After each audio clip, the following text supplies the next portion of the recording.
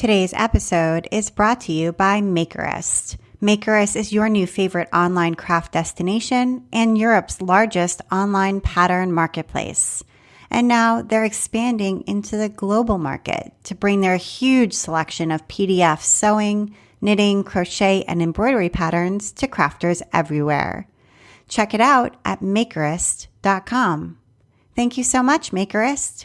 And now here's the show.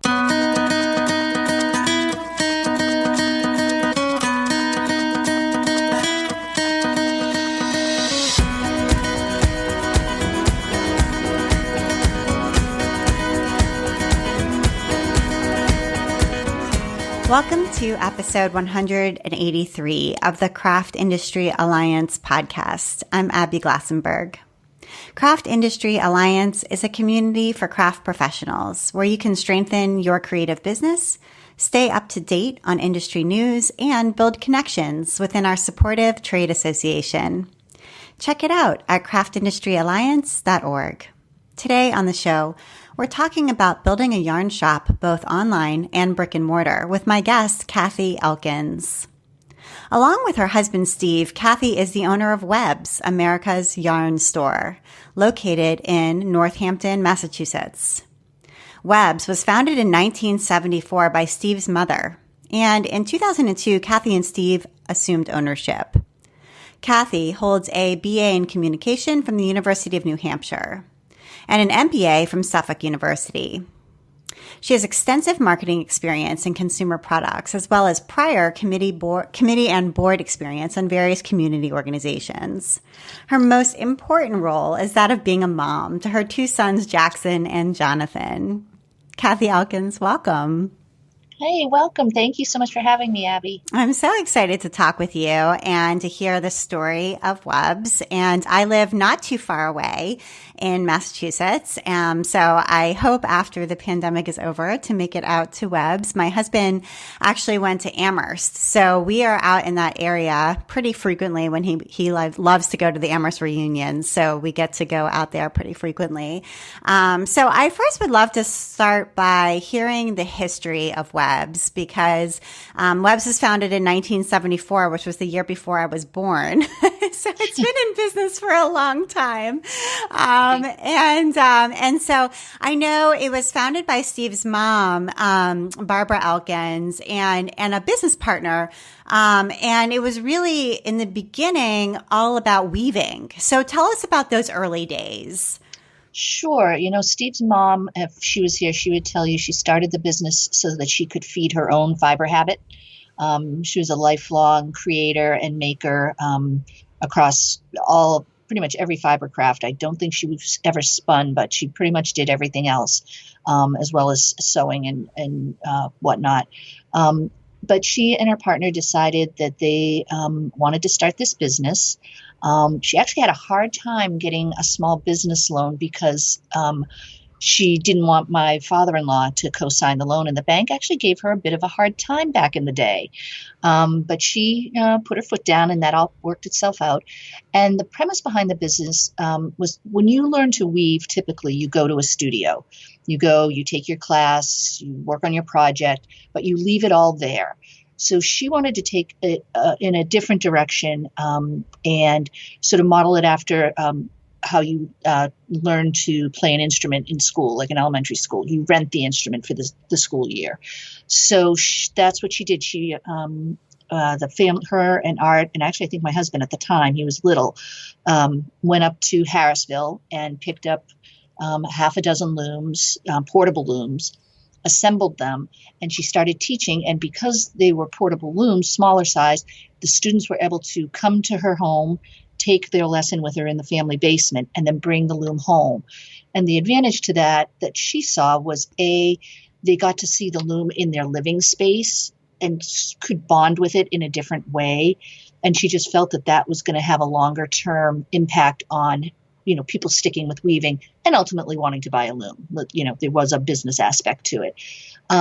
So that went on for a little bit, and her partner, Donna, decided that she really loved weaving. She did not like business and didn't want the two mixing in her world anymore. So they parted ways amicably, and Barbara continued to go it on her own.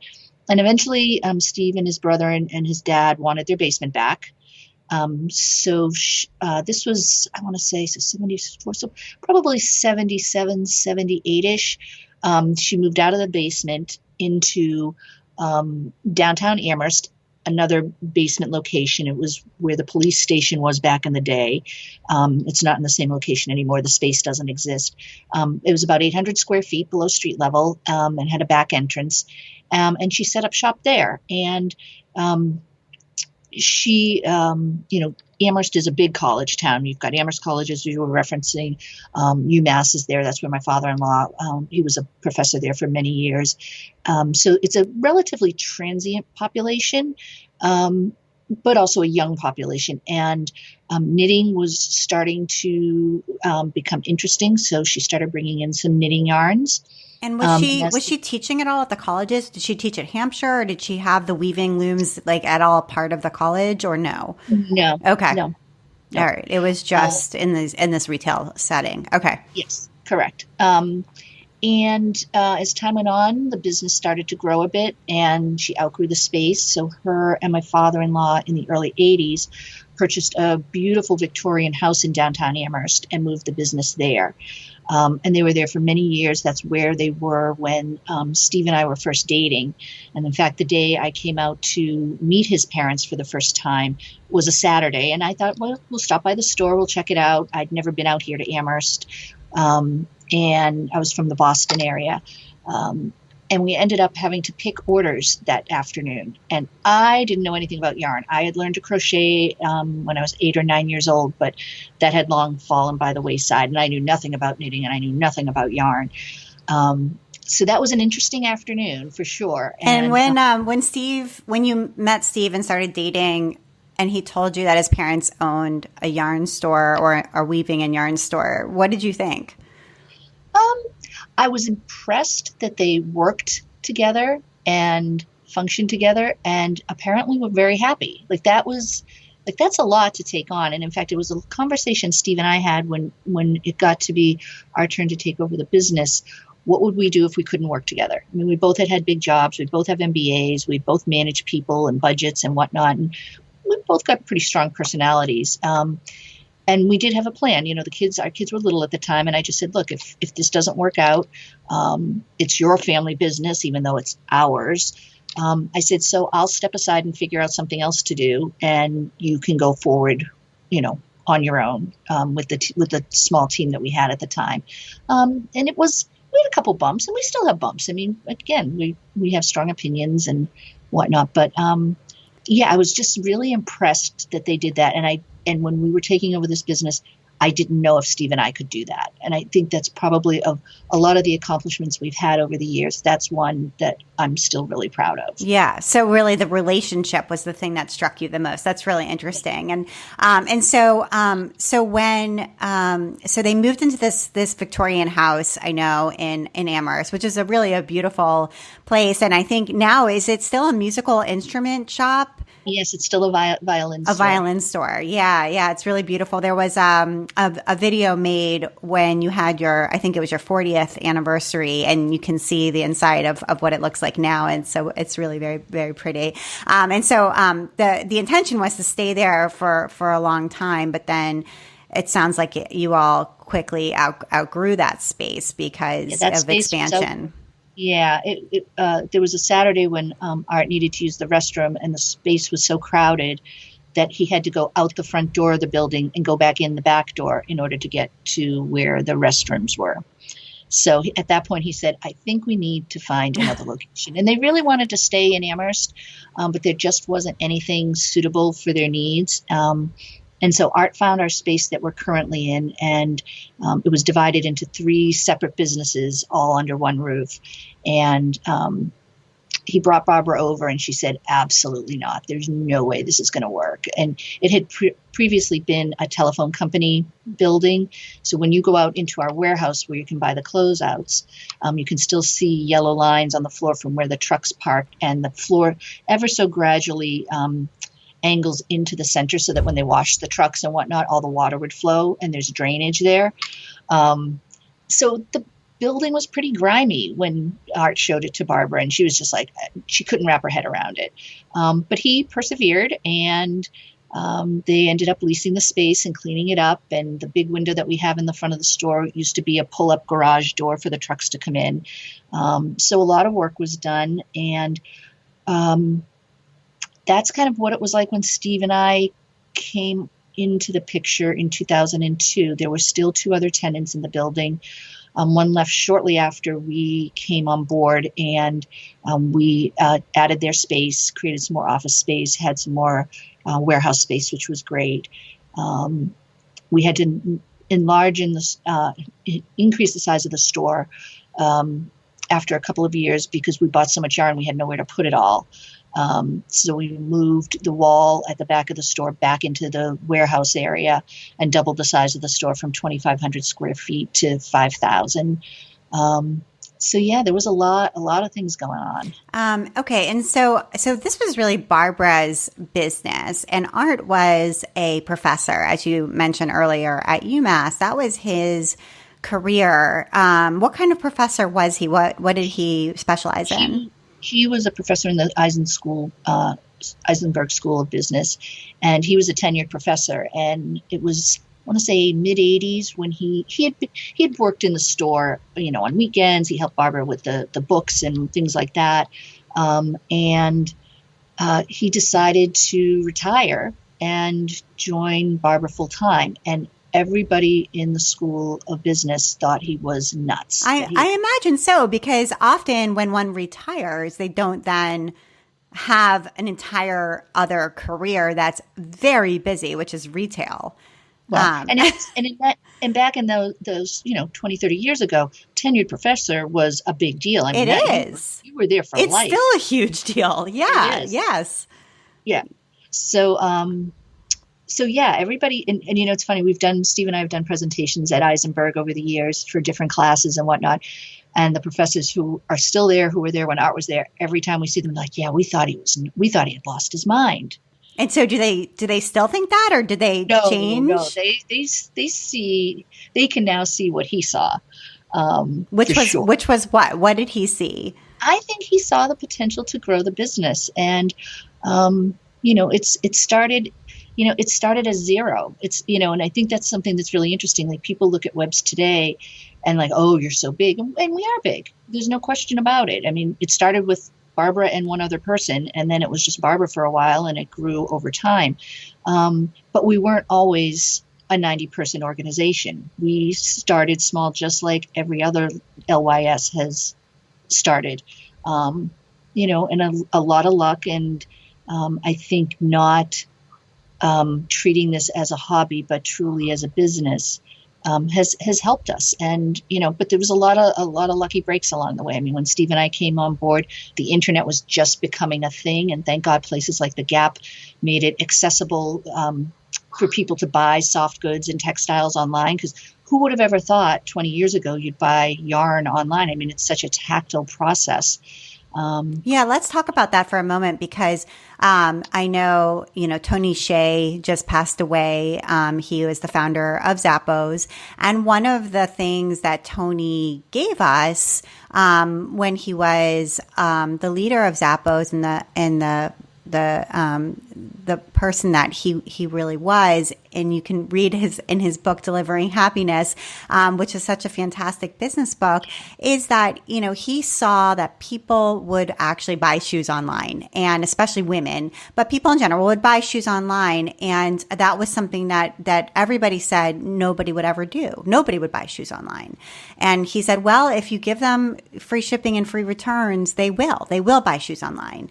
And he was right, of course. We all now realize that, of course, people will do that. But there was a time when everybody said, no, they won't. And I think what you're saying is you benefited from that, as much as anybody. So, so can you talk a little bit about that notion of nobody will buy yarn online and what your perspective there is? Yeah, I think back, in the early 2000s, as the internet was just becoming a thing, I I think the average consumer really couldn't wrap their head around, like, what am I going to do with this internet thing? Like, what is that? And, we had an informational website when Steve and I took over. There was little, if any, buying going on there. I'm not even sure if we had a shopping cart when we took over. We obviously had yarn.com, but I don't even think we had a shopping cart at that point. And so, we took baby steps with that. I mean, we were getting, once we started to sell online, 10 orders a day was awesome. And then Christmas hit and we were up to 22 orders a day. And it was just, we were like, wow, this is awesome. And, it was so antiquated. We didn't have a back end system to talk to the website. We were running regular registers, like literally play school registers.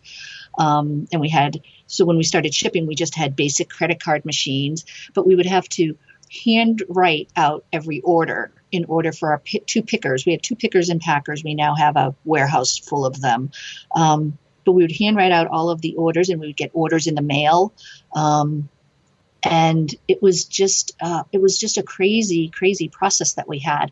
And, as the years went by, every holiday season we'd see a spike up in orders, which we would expect.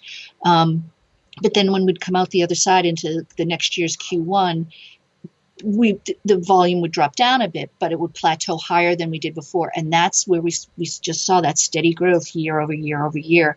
And I think for us, direct mail was something that Art and Barbara started doing very, very early on. We used to, and it was still happening when Steve and I came on board, we used to send sample packets out.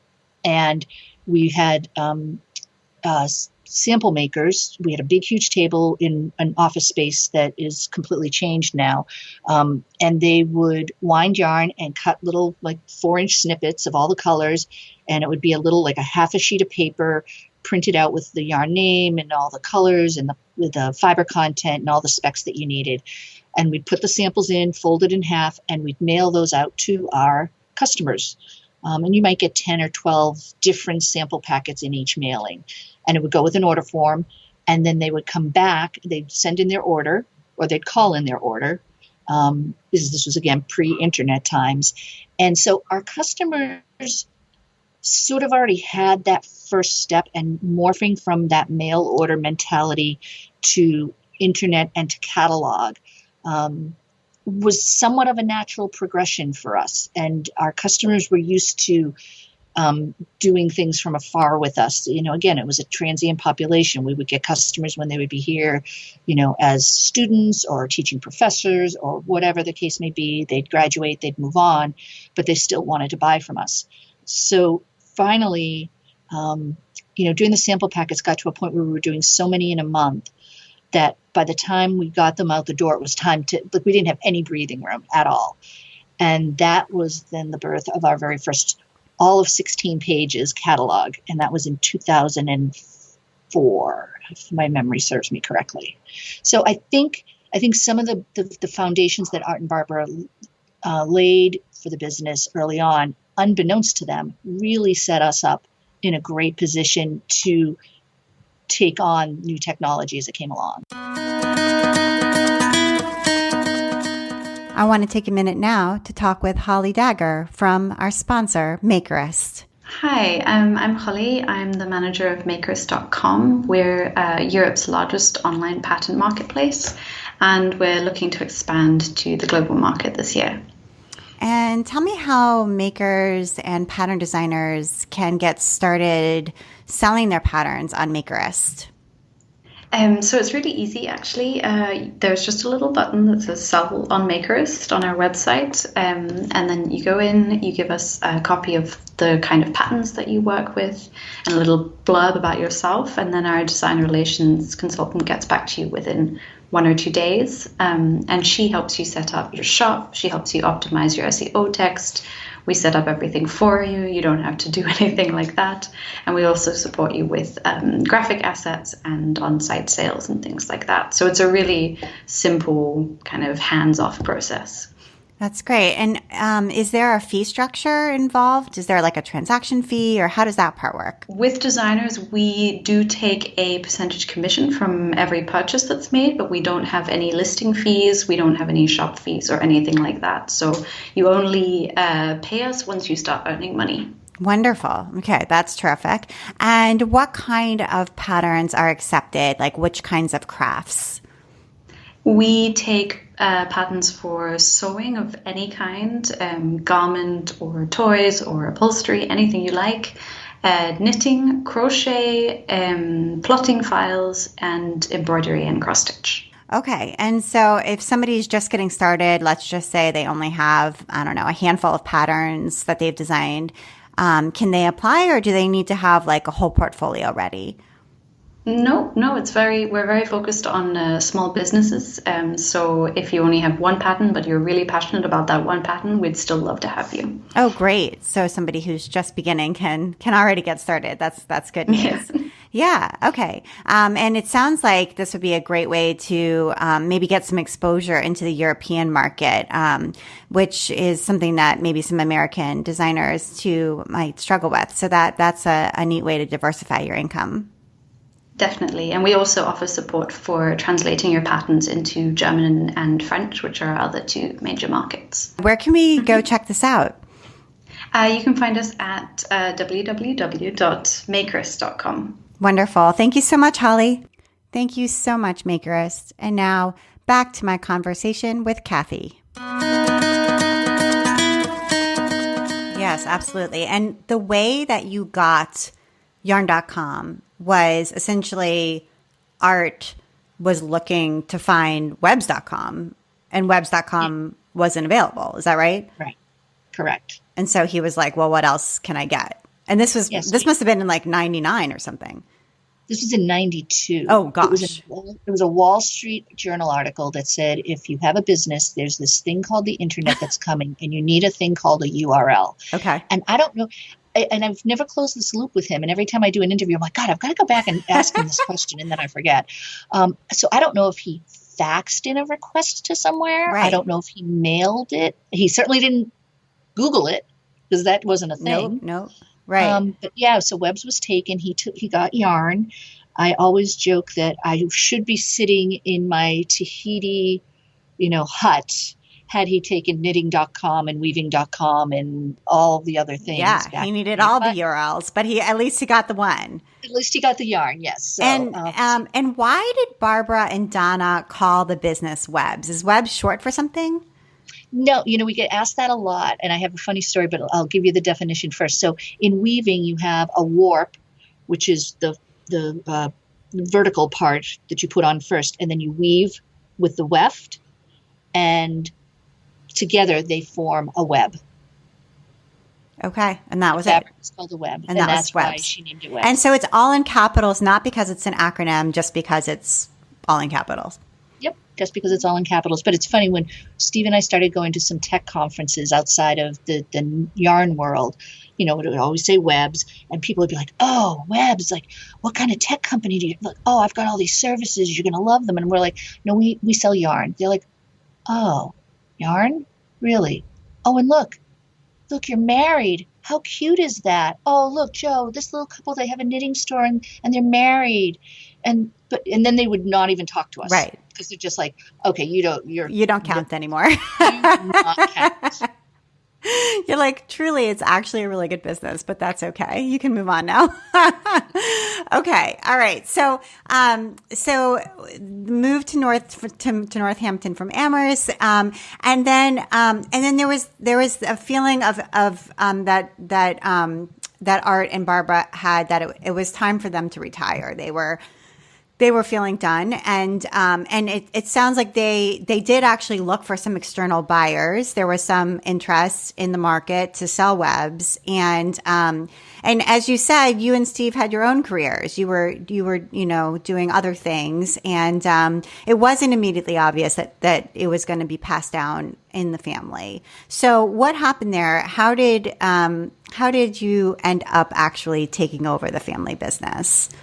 Well, Art and Barbara had asked us a couple of times if we were interested. And to your point, we did have our own careers. We had great jobs. We were in Boston. We were young.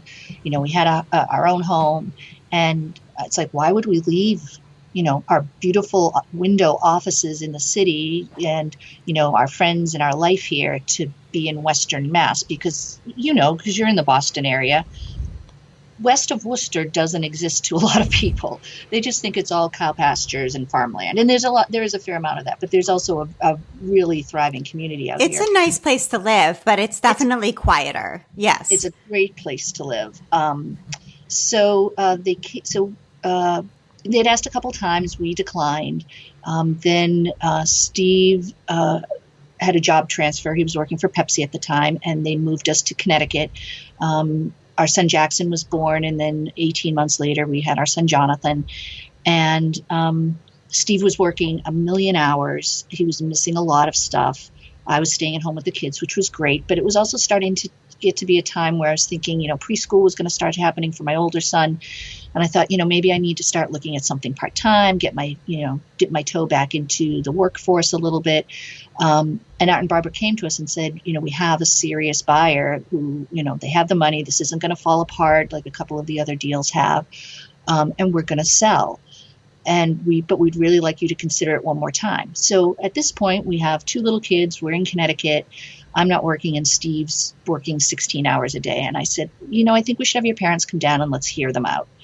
So they came down, they made a full PowerPoint presentation to us. They had financials. We sat in our family room. And it sounds like they really wanted you to take it over. They didn't want to sell to an outside buyer. Like they did want you. Yeah. And the truth behind that is Art wanted to retire, but Barbara did not. But she wouldn't tell us that because she thought it would scare us off. And so after they made this presentation, I said, I think this is what we should do. And Steve was like, I don't think so. I don't think this is what I want to do. And so Art and Barbara and I would have talks during the day while the kids were napping. I would be on the phone with them and they're like, why doesn't he want to do this? What's his holdup? And I said, well, you raised a really great kid and you raised him to go and find his own way. And now he feels like coming back, it would be kind of resting on, your laurels and not, his own success. And so it took some time. Fortunately, Pepsi, the grind started to get old. And after a couple of months, we were able to convince him that this would be a good idea. And so that was in the fall of 2001. And the other thing that happened at that point in time, obviously, was 9/11. And how much of an influence that had on his decision, his aspect of the decision, I don't know. But I know it definitely played a part in our thinking. So we waited until the spring of 2002 before we really started to get involved. There was a few things with Pepsi that we had to wait on from a financial standpoint, some bonus payouts and whatnot. So we didn't do anything for about 5 or 6 months. And then we started coming in from Connecticut. We built a house here. I started working part-time, and Steve's parents stayed on. I think the arrangement was 18 months. I don't even think Art made it to a year. I think we got to the point where we were pretty good to go. And that's when Barbara said, I'm not retiring, but I don't want to be involved in day-to-day anymore. And she goes, I want to come in and weave. I want to deal with the weaving customers that I want to deal with. I want to teach, and that's all I want to do. So, and that's how it is. And up until this pandemic, that's still how it was 18 years later. And wow. Yeah. She truly loves what she does. I mean, to have started this in 1974 and up until the pandemic, to still be coming in, weaving, working with the weaving customers. I mean, that's the heart of what it was from the very beginning. Yep. Yeah. Absolutely. Okay. Absolutely. Right. So then, we, like I said, we got really lucky with our timing, with the internet coming on board, and the fact that knitting hit a tremendous wave in the 2002, 3, 4, 5 years with the scarf craze and novelty yarns, and business took off. It was crazy. I mean, we were ordering railroad yards and eyelash yarns buy huge quantities, huge 10, 20, 30 bags of a color. We don't care what colors you have in stock. We don't care what brand it is. Just if you have stock and you can ship to us, bring it on. So we went through a pretty serious growth there up until the recession in that 08-ish range. I mean, the scarf yarn thing sort of died out, I want to say in like 07, I think it was. And then the recession happened. And we learned a really valuable lesson that downtimes tend to be pretty good times for craft businesses. I can remember working with a customer distinctly during the height of the recession and her saying, look, if I have to be home and can't go out to the movies because we can't afford it, or we can't go out to dinner, I can't go out and meet my friends for a couple of drinks, if I'm going to have to stay home and really batten down the hatches to weather this, I need to have yarn or I'm going to kill my husband. If I can't knit at night and I have to sit at home with him, I'm going to kill him otherwise. She's like, so this is where I'm spending what little extra money I have is here. And I just chuckled. I'm like, wow, how many of our other customers are coming in here thinking that exact same thing, but just not admitting it out loud. Yeah, that's a great thing to keep in mind. Absolutely. That's so important for craft businesses to know, and certainly applicable to what we're going through right now, as we've seen, which we'll talk about. That is so true. So I want to talk about how you first sourced knitting yarns before knitting yarns were something that were easy to source. So back when knitting first began to be something that was a trend, and art was sourcing these yarns, they were really mill end yarns. Is that right? So in the textile industry was something that happened in Massachusetts. There's lots of mills, and the ones that were still left, I guess. And so Art and Barbara would go to these mills and basically buy these yarns that were left over from production of clothing, basically. And so talk a little bit about how they did that and why that was necessary then. I mean, what was it like at that time to try to source knitting yarns? Well, I don't think they really knew how to source, but they were approached with closeouts, particularly on the weaving side, because there's not a lot of branding in weaving. Even till today, there's just, there's a plethora of knitting yarn brands, and there have been throughout the years. I mean, Barocco has been around as long as we have, if even longer, honestly. Lopi, things like that. But mill ends and closeouts were sort of the first foray into their sourcing. And yes, there were mills here in New England, but there was a predominance of textile mills down in the South. So Art and Barbara would go down to North South Carolina. They'd look for the water towers, as Art would tell the story, because the mills needed water, so they tended to be built near the water towers. And he would go, and this was long before any technology. So if Ralph Lauren was having sweaters made in a mill somewhere in South Carolina, he might order 100 blue, 75 red, 50 green. And there wasn't the technology for sourcing, for the mill to source and have the exact right amount of yarn. So there was always leftovers or mill ends. So Art would go in and negotiate and buy them. He bought a great chenille closeout from a mill that made bath towels. And when that ran out, he thought, well, why don't we just recreate this yarn on our own? And so that was really how it started. And I think he just started peeling back the layers of trying to figure things out. We've had a long-standing relationship with a mill rep based in Rhode Island. Originally, it was the uncle of the gentleman who runs it now. And he and Art, I don't know quite how they met, but he was able to give Art some connections, and our family still uses them. There's still somebody who reps us with several of the mills that we work with. They've opened our eyes to new mills over the years as Steve and I have grown aspects of the Valley brand.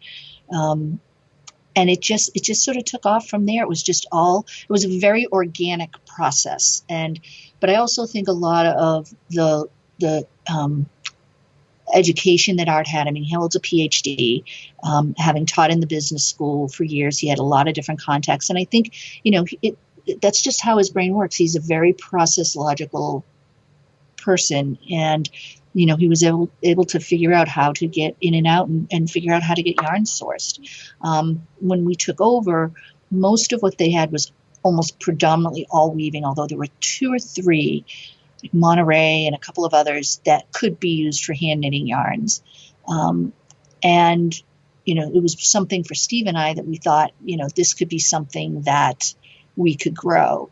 And, and it's funny that 2002, 2003 timeframe, if you go back, so many companies in our industry were happening then, like Jimmy Beans was coming online, Knit Picks was coming online, Lorna's Laces opened then in that timeframe. And there's a whole slew that happened, again, just as this crazy scarf yarn time was happening.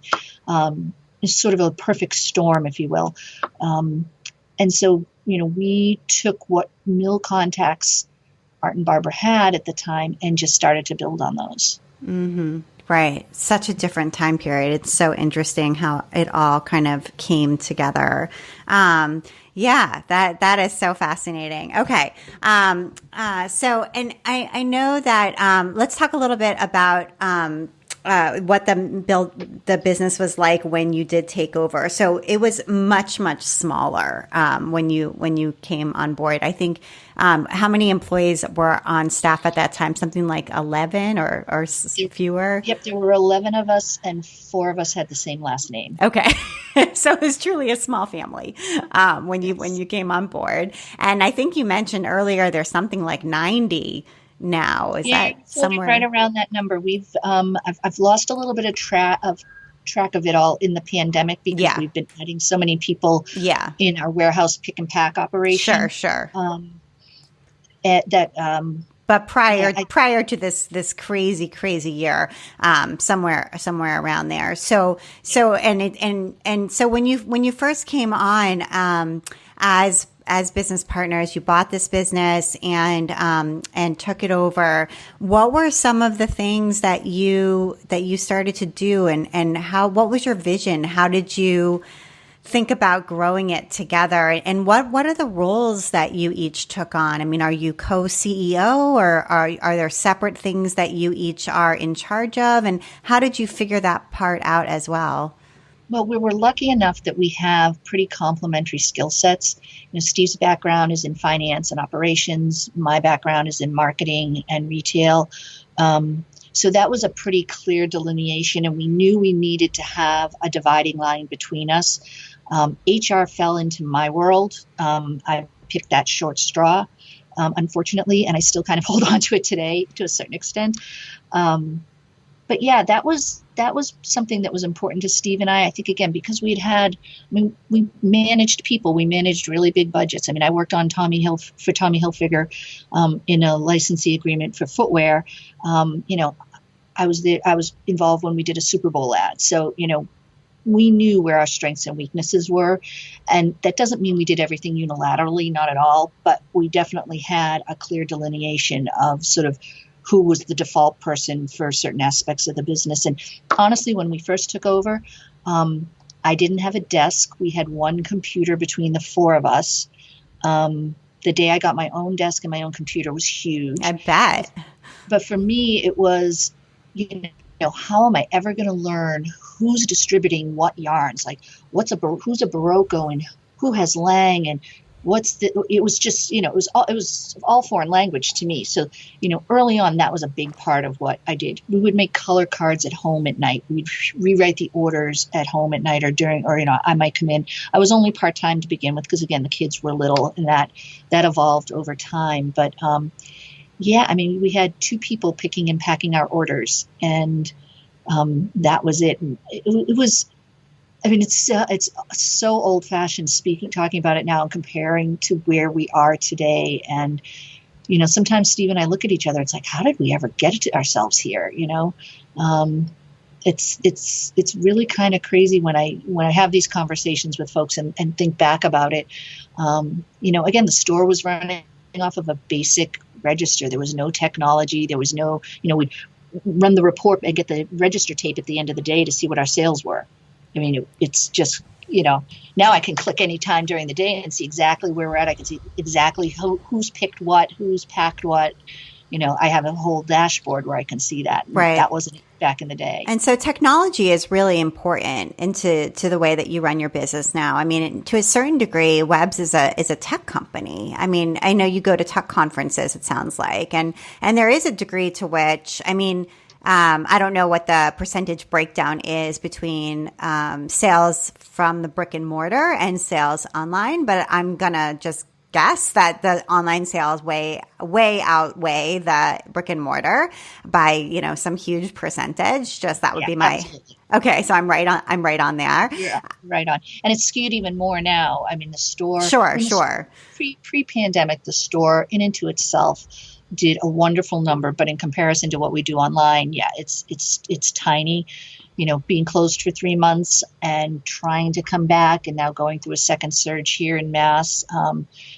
It's been a really big roller coaster, and we had been making a lot of good strides, until the last 2 or 3 weeks where, here in Mass, the cases are really spiking. Yeah, they are. Yeah. And I think people are self-selecting themselves out of coming out to shop. Yeah. Which is honestly, it's a good thing. Right. They need to be safe. Absolutely. But, right. But technology is, investing in the user experience on the website, investing in the back end on the website is got to be really, really important to making WEBS function then, because, that's what it's all about. As we talked about, Steve and I started going to some tech conferences. Internet Retailer was a new conference in the mid-2000s. I believe it was, maybe a little bit later. And we went to the very first one at a hotel in Chicago. It's now held at the McCormick Center, and it's huge. But the first one was just in the downtown Hyatt in Chicago. And we went. And after 2.5 days, I finally looked at Steve. I said, I can't go to one more session. My head is going to explode.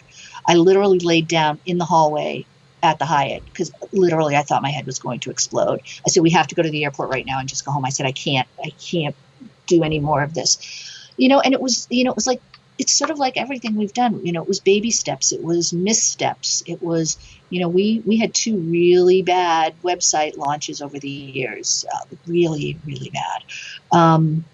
But we've taken baby steps along the way, and, Steve and I met when we both worked for the same company. We were in 2 different offices, but we had the same job. And it was a small family-owned company, and the owner really liked Steve and I for whatever reason. And, he said to us, you need to make sure you always surround yourself with really smart people who are smarter than you in areas that you don't know anything about in particular, but in general, surround yourself with really smart people wherever you go in your career. And that's something we've taken to heart. We have one woman who started in the store with us part-time. Her kids were little. And then we created a new position, sort of a fulfillment position, someone to do all of our reordering and, manage the flow of inventory and whatnot. And we said, we think you'd be really great at doing this. And she's like, no, I can't do that. That's not my skill. We're like, no, we think you can do it. Put her in the role. She was a rock star. Then when we went onto the platform that we have today for our website, we needed someone to manage that and, really make the front end of the website and the back end talk. And we're like, we really think you can do this job. We think you'll be great at it. She's like, oh gosh, I absolutely can't do that job. We're like, we think you can. So we put her in the job, and she's still there, and she's a rock star. She has a team now of 6 people that work with her.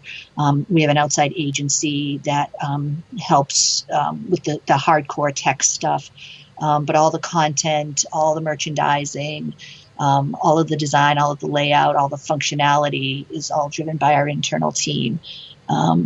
And it's things, we started doing AdWords internally. Well, that got out of control. So now we have an outside company who does that for us. So, we try to be smart about what our core strengths are and bring teams in or bring, an outside expert in, a third party to help support us where it makes sense. It's, we've got a really great team, and it's grown over the years, and, we love being able to promote from within, but sometimes we need a skill set, or we just need to sort of, shake up the dynamic of bringing someone external in. It's a balance between the two. I always joke that, we need to bring outside life into the company, from a learning standpoint, and also so we don't start to turn into a petri dish that's kind of rotting. Yeah. We need that. need that external perspective coming through. Absolutely. Yeah, that's important. And then in 2018, you bought Taki Stacy Charles. And I'm interested to know what the sort of impetus was there to buy this yarn brand, but also to buy string in New York, and sort of how that went for you.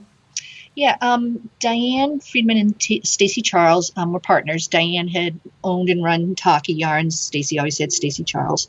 And, we had known them for years. They came twice a year to present to us the new collection, the new designs. We'd gotten to be very, very dear friends.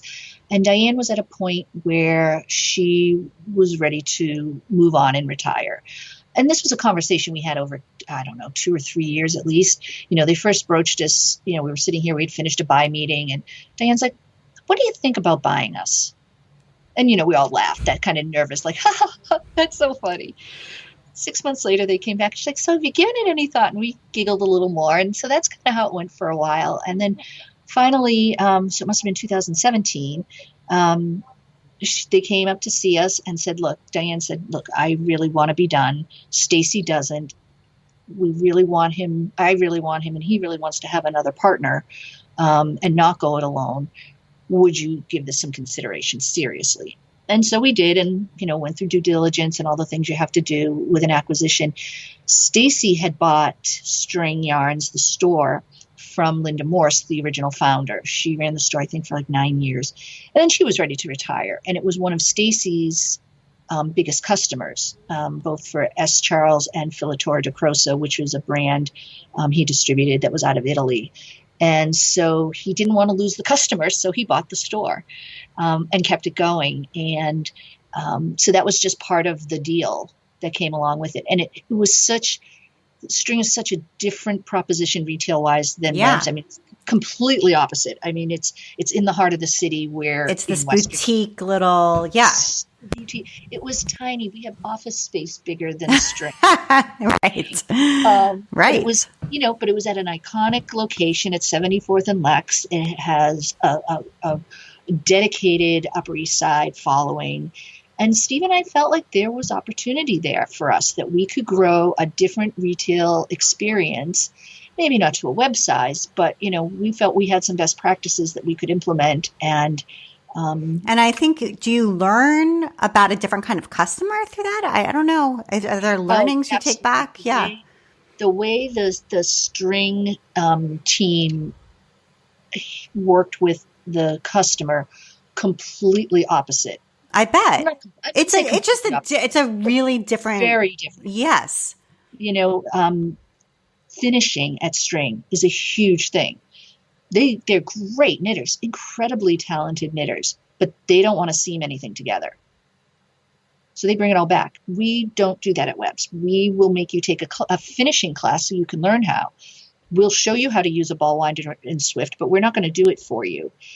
So it's definitely. It's very high touch. It's very high touch. Very high touch. It's New York. It's different. Yeah, it's New York. And it's interesting with this pandemic, someone would, be at home, or they'd come to our drop-in at String and be like, oh, I dropped a stitch. Can you fix it for me? And the staff would be like, you really should be able to do this on your own. They're like, no. We just want you to fix it for me. I just want you to fix it for me.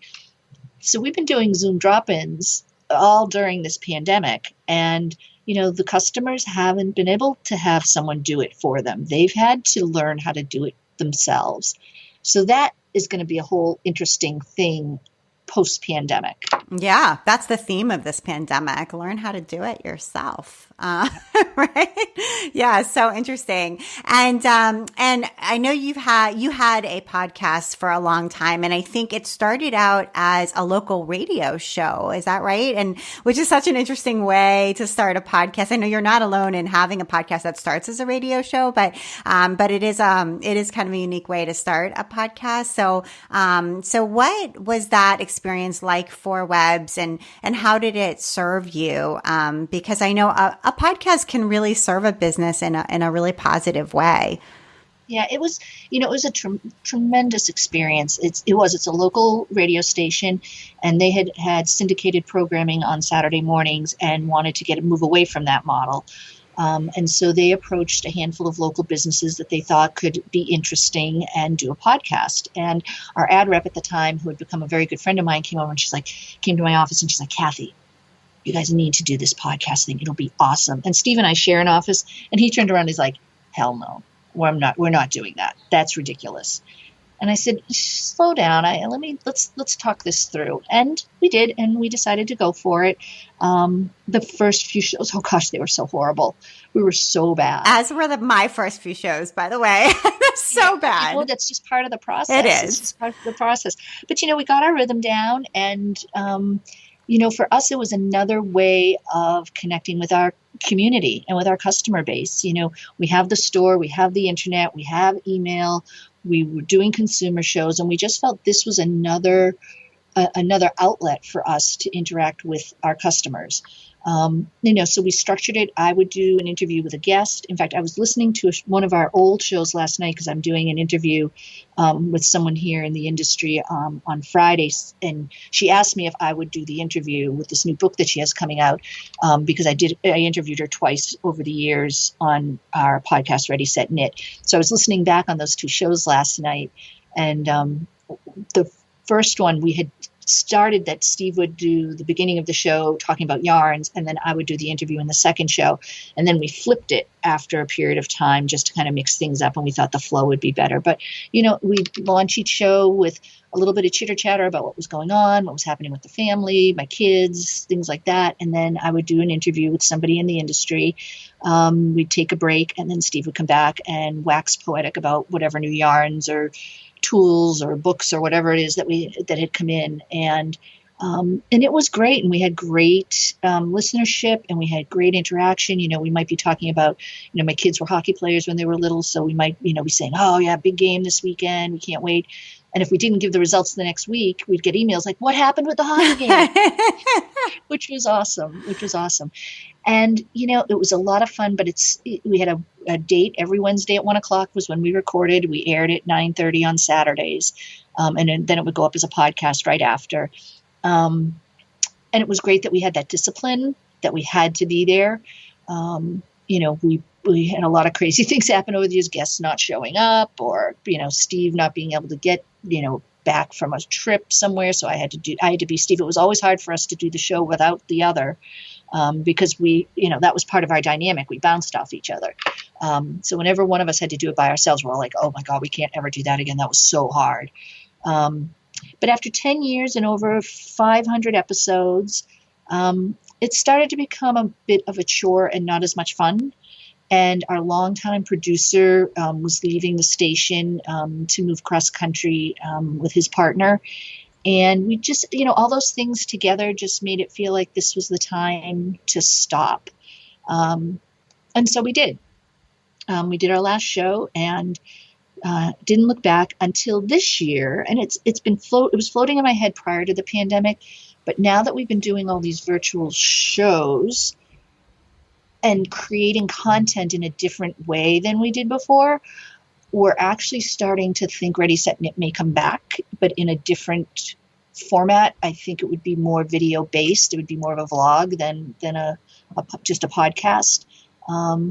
So that's bouncing around in my head. I haven't been able to spend a lot of bandwidth on it just because of everything else that's going on.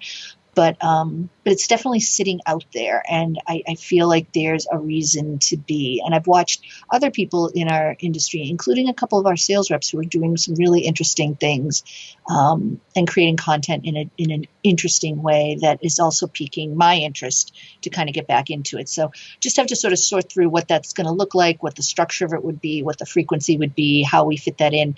Because again, the thing that was great about our podcast is we had to be there every Wednesday at 1. Like, some weeks we'd cancel if we were traveling for a show or something, and we would do record 2 shows, or they'd do a repeat show. But it was really good discipline, and it's just so easy. I give you credit. It's so easy for yourself to be like, I'm just not going to do it this week, or, oh, I'm too busy to do it Wednesday at 1. I'll do it Thursday at 4. And then Thursday at 4 passes by the wayside. And then, time goes by. So that was something that was important for Steve and I. There was a good habit building for Steve and I. So, some things to think about for down the road into 2021 for sure. And I know we were talking right before we hit record about what the pandemic has been like for you, because you were saying that you had nothing to recommend during the recommendation section because you've just been so busy. And so tell us a little bit in lieu of recommendations just about what it has been like for you over these past 8 months when, I think everybody else, maybe, or not everybody, but so many of us have been quarantining at home.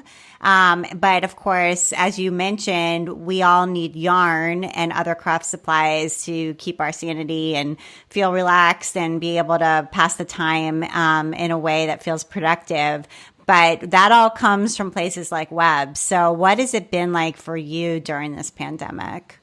Yeah, so we had to close the store March 20th, and it was right around that time where orders really started to spike. Steve and I had been out of the country on vacation at the end of February. We came back on March 9th. And when we left, we'd been gone for 10 days. When we left, COVID was just sort of becoming a thing. Here in the States, we were on a tiny little island in the Caribbean, and they didn't even know what we were talking about, honestly. So for 10 days, we lived in a bubble, and we came back to going through San Juan Airport, everybody being masked, or a lot of the people being masked. The cruise ships had all come into port. It was nuts. And we were like, oh, wow, we've really got to figure out what's going on here. So we got back. The order came to close the store. We actually sent our administrative team home the week after we got back. We said, just start working from home. Let's batten down right from the get-go. And in fact, the week we got back, we locked down the warehouse, our facility in East Hampton. Nobody in, unless you're an employee, no appointments, no deliveries, everything, we would unload the trucks kind of thing. The orders went off the rails mid to late March, and it hasn't slowed down since. Like not even like holiday kinds of levels of orders, like we have never seen ever in this business, maybe a day here or a day there. And then has your supply chain, though, been so disrupted? We really worried about our supply chain, and it was good for a very long time. We've had this, we were able to get through the spring. We were so fortunate because we had already stocked up for our anniversary sale, which normally happens in April and May. So we were overstocked. So that was a good thing. We don't source from China at all, and they had been locked down. Once Italy got locked down, that got dicey. But again, it took a while for that to rear its head. We didn't really see a lot of issues until the fall, quite honestly. And then Peru, South America, when the summer hit and it went into their winter time, that's when things worsened there. And they're still bouncing back. But the supply chain wasn't as bad as we thought it was going to be. We're seeing some things happening now too that are a little concerning. Italy's not locked down, Peru isn't, but they still have capacity issues and things like that they're dealing with. And sometimes it's not even the mill where the yarn is being produced. It may be where they're getting their supply from. Or Italy, a lot of mills just spin yarn. They don't dye yarn the way they do in Peru. They go to a dye house. So the dye house might have supply issues for their goods. And, it's just this ripple effect. But yeah, we put our team on a 7-day work schedule pretty early on, where they'd have 5 days on, 2 days off. We did that from early April until the 4th of July, when we were finally able to go back to a 5-day work week. When we shut this store down, I moved over to the warehouse facility and helped pick and pack orders for 2.5 months. And then in mid-May, when we realized we'd be able to start reopening the store probably sometime in June, and it turned out to be June 8th, I came back to Northampton. But, Steve and I would spend the days picking and packing orders, moving inventory, working alongside our team there. And then we'd come home at night and try and run the rest of the business and do our regular jobs because, we have our own set of responsibilities 40 hours a week here. Steve is still in East Hampton every single day, every day, all day. In fact, he was here in the office this morning, and it's the first time we've been in our office here in Northampton together in I don't even know how long. And I just said to him, like, okay, you need to go back to East Hampton. I'm kind of used to having this space to myself now. But, we had to go back on a 7-day work week in September. Massachusetts is going through another surge. We just rolled back our phases. We had to take a step back. So the store now can only have 40% capacity. We're hoping we don't get shut down. but we'll have to just see what happens. But it has been a really strange experience. I mean, Steve and I have left our house every single day, every day. I think I've taken 1 or 2 days where I haven't left, and that's only because I finally just had to stop or do laundry or something. But it's been a very different pandemic experience than a lot of people. And I think there's going to be really interesting learning coming out the other side, and what things stick as we move forward, coming out, as the vaccines come out, what business practices will stay, what will revert back, what will teams look like. I mean, I miss my team terribly. I haven't seen members of my team since March 10th.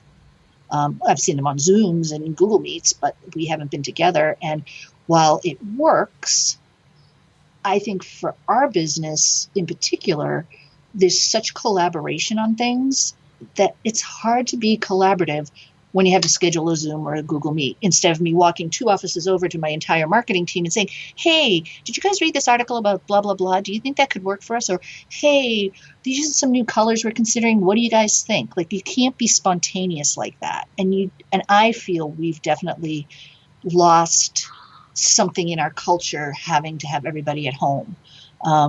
We've had some people come back, because some jobs can be done mostly remotely. Others, you need to physically be here. I've been a lot of people for a lot of months, and I have no problem doing that. But again, so now I'm doing other people's jobs, which is fine. But then again, it's now we're back into the evening of trying to do the things that have to keep this business running. So it's been a lot of challenges, and there's a lot of my store team has been phenomenal. Reopening the store was a monumental 3-week endeavor. That they all jumped into wholeheartedly. And, we're just really blessed that we have great customers who have respected every aspect of the protocols that we're required to follow. And, I think I've only had to throw one person out of the store since we reopened in June who just couldn't behave themselves. That's great, though. That's really great. Yeah. Kudos to you for all of what you've done, and hang in there, because my goodness, this has really been hard. But we so appreciate you and all the retail shop owners who have been able to reopen safely for all of us. So thank you for all of that. Yeah. And it's interesting. We have a rep who's been doing a Friday morning Zoom with New England stores that I've been participating in for months now. And it was really interesting to hear how each of them has sort of approached their reopening in their own way that works for them, and how it's morphed their businesses, and there's no cookie cutter formula for anybody. The innovation they've all shown is really just so fascinating to me, and I'm just so proud of all of them. Yeah, 100%. We at Craft Industry Alliance have a lot of brick and mortar shop owners, and I've heard very similar stories as well. And it's been the creativity and ingenuity of our retailers is really impressive, for sure. So amazing. Well, Kathy, thank you so much for taking the time to be on the Craft Industry Alliance podcast. It's been amazing talking to you. Well, thank you, Abby, for having me. It's been a pleasure. I've really enjoyed it. And thank you for listening to the Craft Industry Alliance podcast. I'm Abby Glassenberg. Today's episode was sponsored by Makerist. Find your next best crafting project on Makerist.com. Plus, support independent pattern designers from all over the world. You can read exclusive designer interviews and discover new patterns on their Designer Spotlight at makerist.com/designer-spotlight. Thank you so much, Makerist. Craft Industry Alliance is a community for craft professionals. When you become a member of Craft Industry Alliance, you get in-depth coverage of craft industry news, the opportunity to connect with fellow professionals for advice and support, and access to an educational library filled with ideas, tools, and resources to help you as you build your business. Join us at craftindustrｙalliance.org. Thank you so much, and I'll see you next time.